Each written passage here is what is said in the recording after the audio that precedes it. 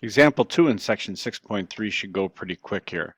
So back on example 1, we were graphing points to see if they made either a linear or exponential pattern. Now we're going to try to figure out just from looking at the points without actually plotting them.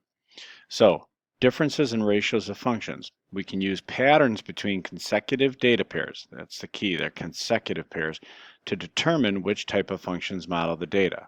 Now, before I read these two, look down here.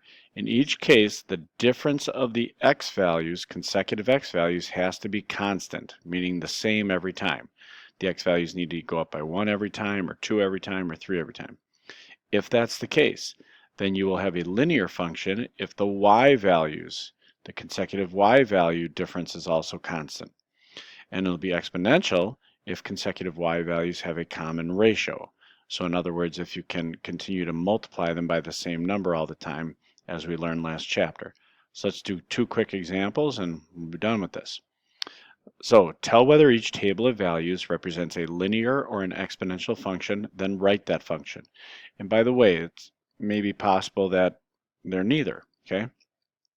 Now, you notice first of all that these x values continue to have a difference of 1. So there's a constant difference. They keep going up by 1.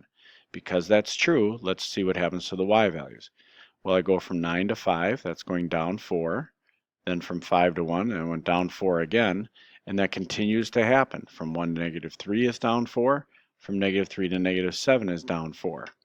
So because as x increases by 1, the y values have a common difference of 4, we know that this is a linear function if the x's and y differences are both constant. In example B, once again, the x values are increasing by 1 from negative 3 to negative 2 to negative 1 and so on. What's happening to the y values? Well, here I went up by 2/3. Oopsie.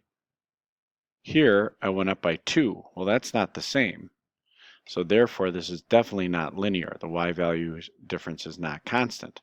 However, you'll notice that, what about multipliers? To get from 1/3 to 1, I have to multiply by 3. To get from 1 to 3, I multiply by 3.